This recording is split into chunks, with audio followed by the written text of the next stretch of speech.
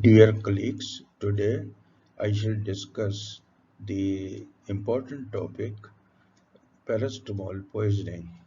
During COVID-19 infection, a lot of paracetamol was consumed and therefore some cases of overdose have also been reported. The discussion today is based on the current status of the knowledge and it will give only essentials about the topic. Details can be held in textbooks. The objectives of this presentation are to clarify concepts, to prepare and enable examinee to perform well in formative and summative assessments, to prepare PG aspirants among you for next pre-PG examination, and to make most out of the limited time of interview between you and the examiner during Viva OC examination. Now about paracetamol. Paracetamol, also known as acetaminophen, is one of the most commonly used antipyretic analgesic since over 100 years.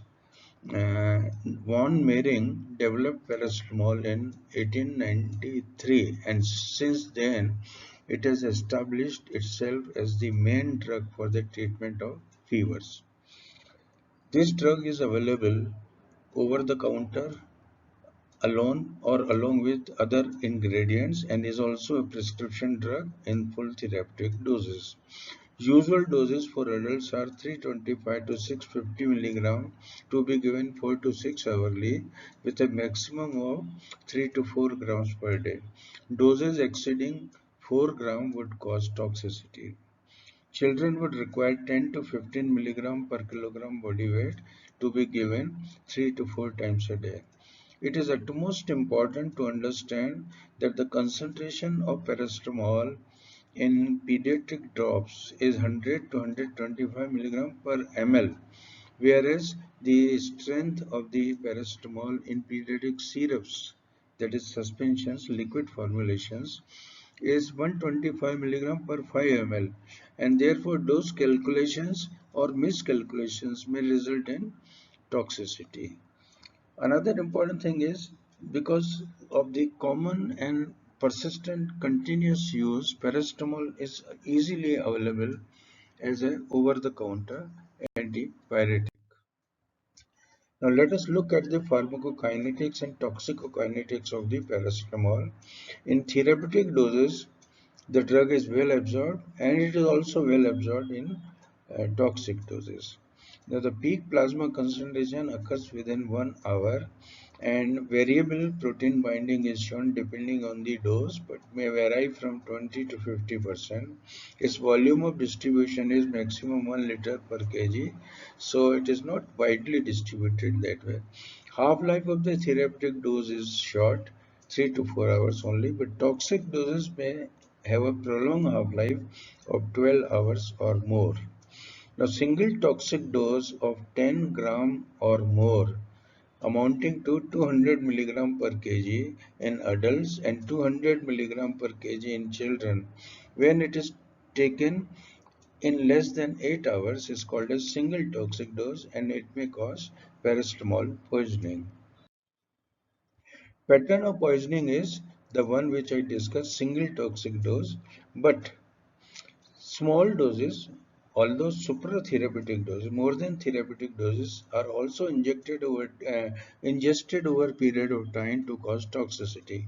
For example, in adults and children over 6 years, at least 10 grams if taken in 24 hours instead of 8 hours, or 6 grams taken in 24 hours for the preceding period, and more than 4 gram per day in patients with risk factors. So this can again cause toxicity. Children less than 6 years, the doses which can cause toxicity either a single dose or multiple doses 200 milligram per kg or 150 milligram per kg to be taken more 24 hours for preceding 48 hours and 100 milligram per kg in 24 hours taken in preceding 72 hours. So these doses can also cause toxicity. So there are two patterns of toxicity. One is single toxic dose taken within 8 hours and repeated or multiple supratherapeutic doses taken within 72 hours.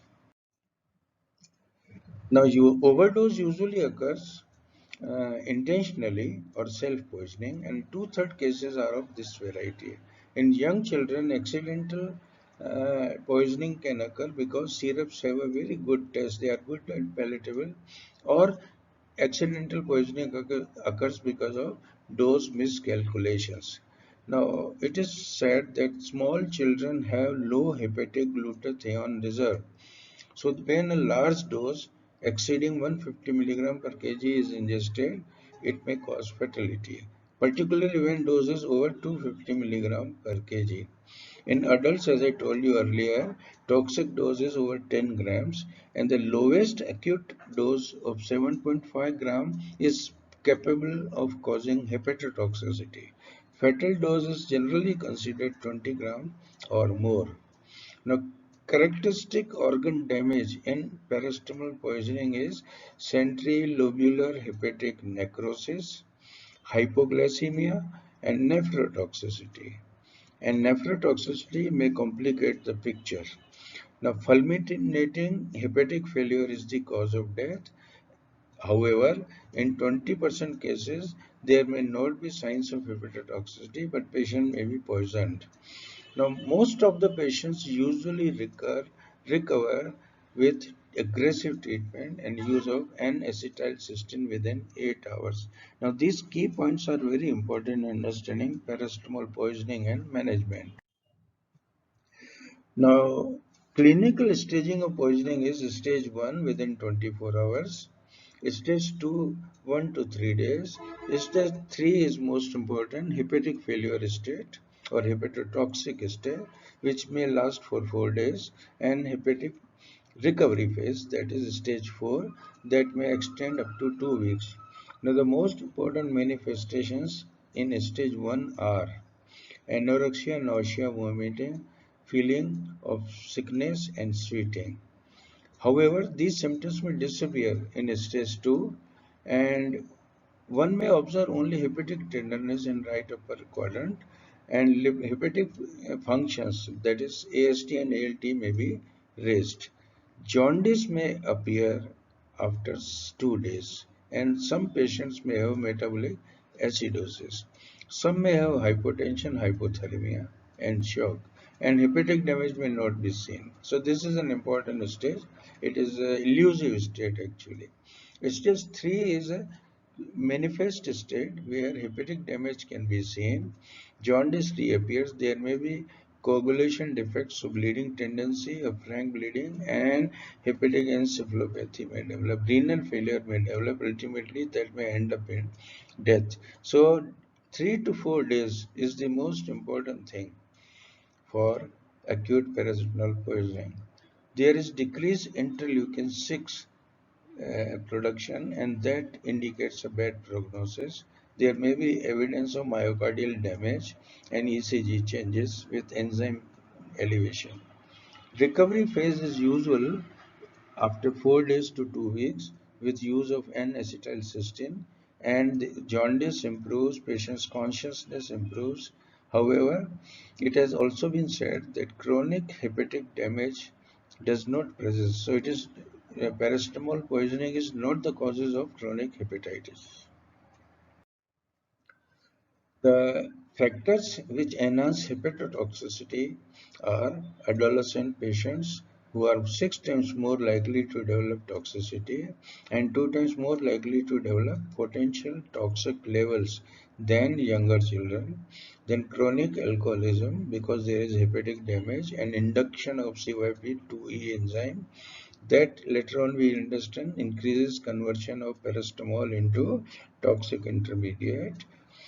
Enzyme inducers, hepatotoxic drug use, and previous dehydration and fasting all will be the factors which determine the hepatotoxicity. The depletion of glutathione further makes liver cells more susceptible to oxidative stress and programmed cell death. So these are the underlying mechanisms of the hepatotoxic potential of high doses of paracetamol. Now, laboratory diagnosis may be relevant. Hypoglycemia, metabolic acidosis, elevated hepatic enzymes, ALT, ASP, often in excess of 1000 units per liter, and there may or may not be jaundice.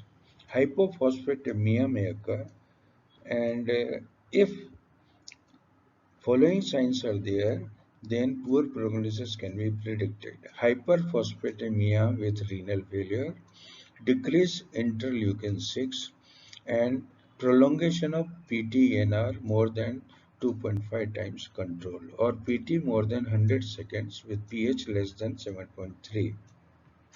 Low serum pre-albumin levels after 36 hours denote ongoing hepatic damage. So these have to be estimated to find out the adverse indicators.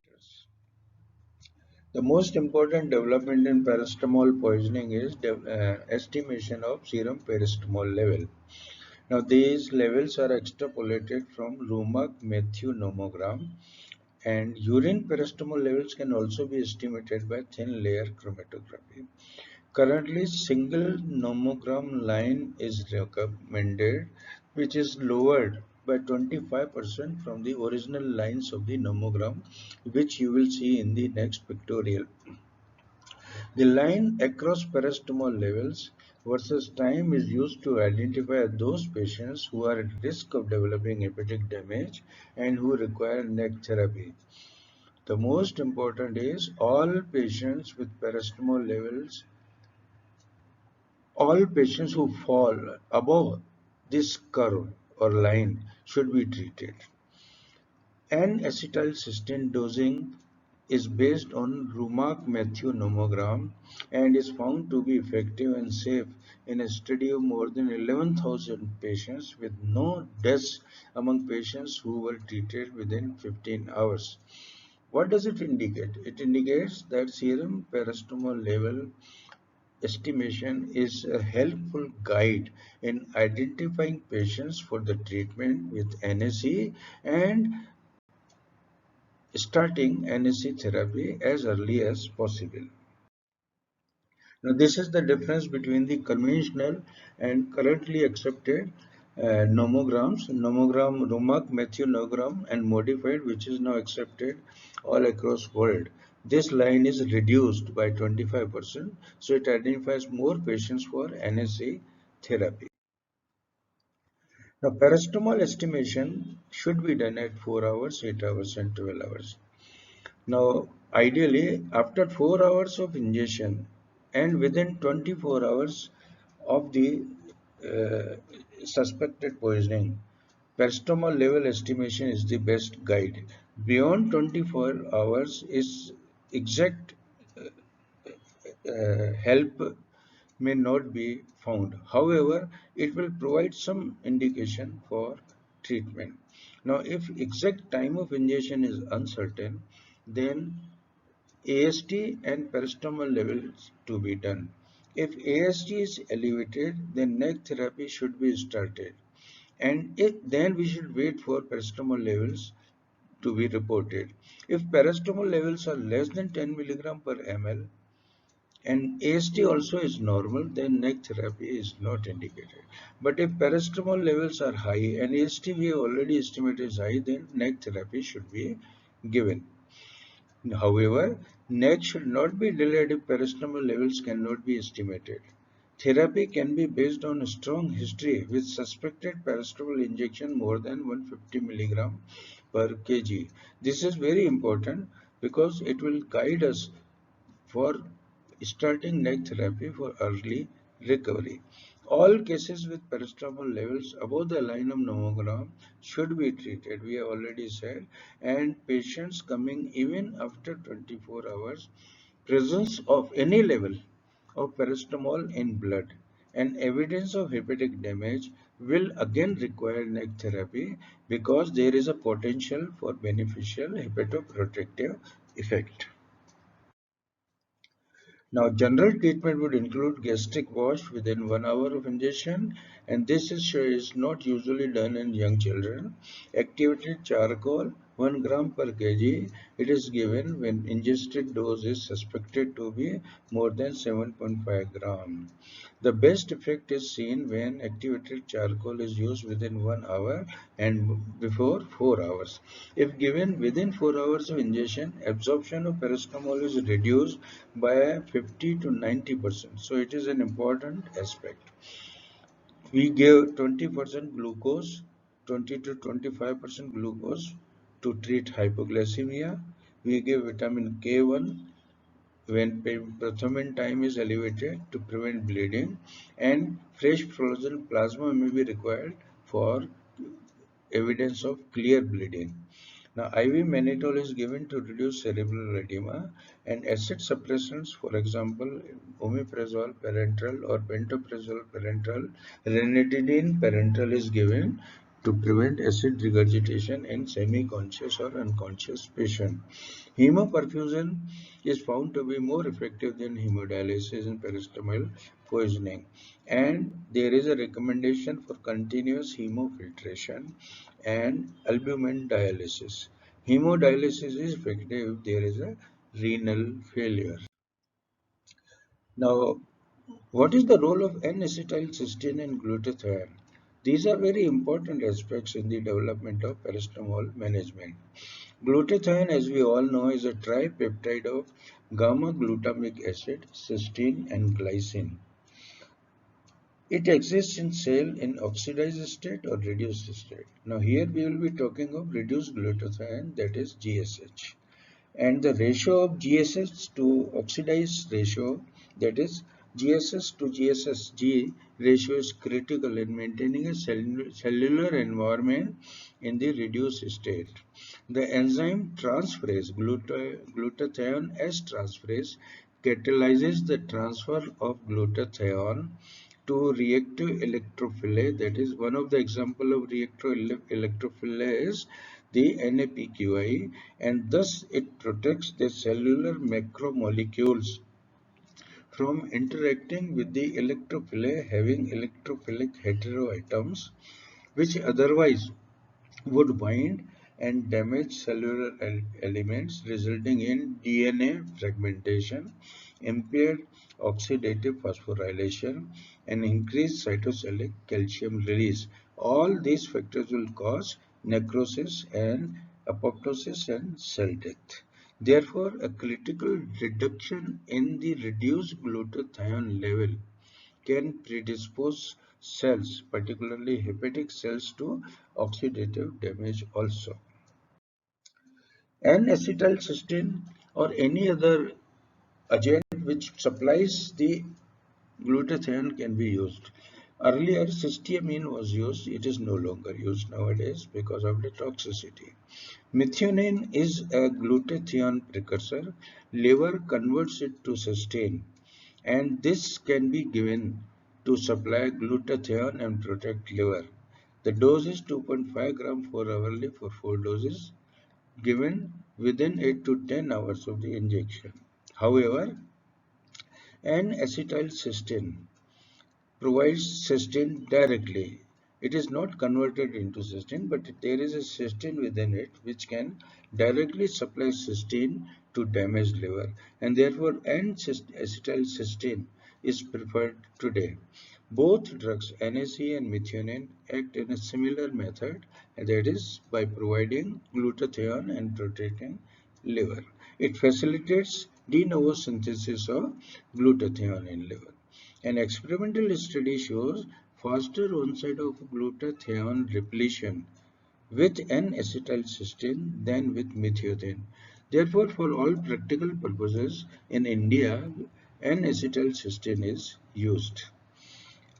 Glutathione, ideally, glutathione administration should be done, but it cannot be done because it does not cross cell membranes, so it will not be useful intracellularly. Now, NEC, when indicated and used, it has three roles. Repletion of hepatic glutathione store.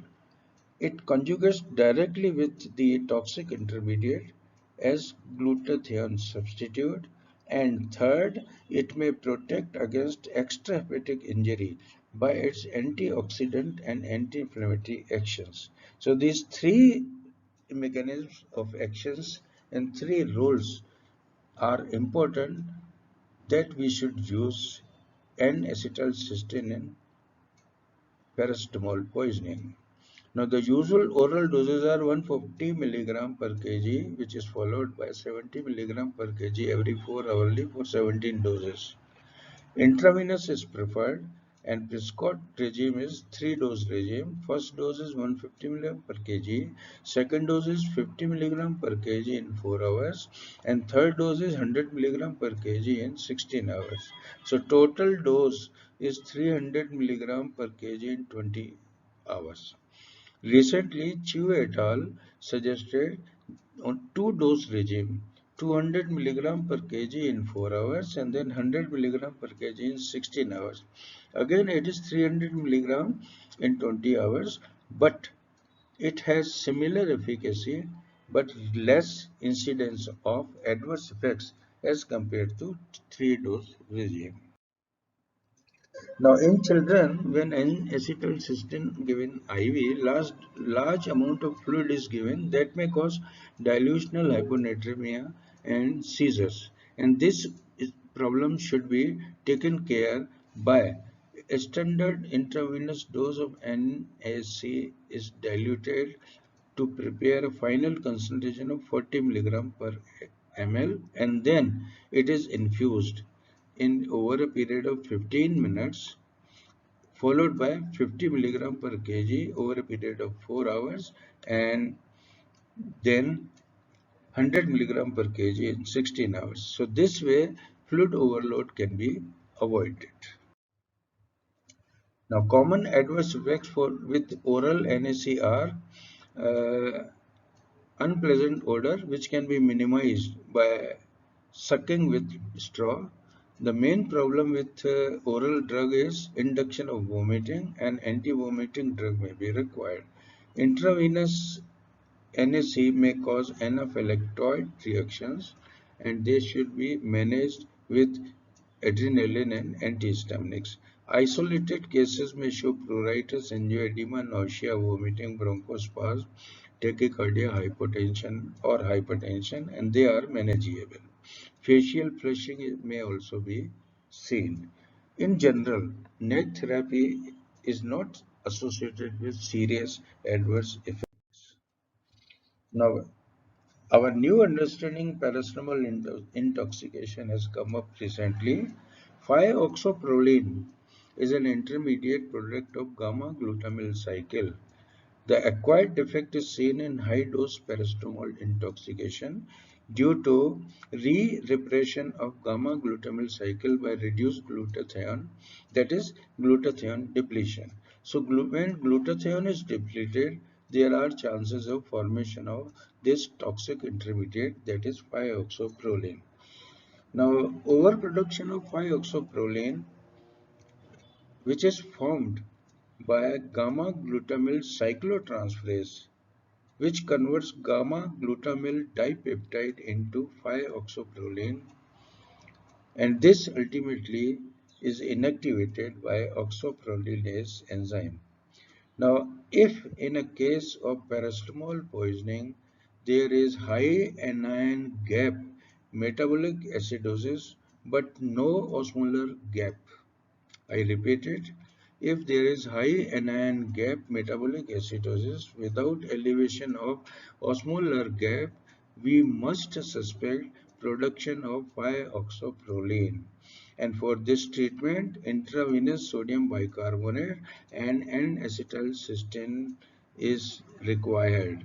N-acetylcysteine has since metabolism of 5-oxoproline also because it provides glutathione through cysteine. Now, there is a mention of chronic paracetamol poisoning also. although it is uncommon but can be seen in children and adults. When larger doses are taken over a period of time for chronic pain without medical advice, then toxic hepatitis may develop. But this is not the sequel of acute paracetamol poisoning. Now, predisposing factors are previous liver damage, HIV patient, alcoholism, and concurrent use of enzyme inducers. Now, chronic toxicity may manifest as anorexia, vomiting, lethargy, low body temperature, hepatomegaly, and oliguria. Enzymes may be elevated. So, to sum up, the key factor in causing hepatotoxicity in acute paracetamol poisoning is non-availability of the conjugation pathway because of saturation. So higher dose is diverted by CYP to E1 to form the NAPQI, and that will cause hepatic damage due to oxidative stress and damaging DNA, inhibiting oxidative phosphorylases. Hepatic necrosis becomes sine qua non of the acute paracetamol poisoning at the end of first week. So paracetamol intoxication is treatable cause of acute hepatic damage. Toxic intermediate is hepatotoxic. It is formed when glutathione stores are depleted. Hypoglycemia occurs when there is a liver failure, and most cases recover fully with adequate therapy, supportive and NAC, which provides cysteine for glutathione synthesis. Early therapy is most effective. NSC should be given early within 8 hours of ingestion, but may show some efficacy even beyond 24 hours. However, early therapy is the sheet anchor of hepatic recovery. These are the references, and thank you very much to attend this presentation. I will present next presentation on carbamet poisoning. Good day.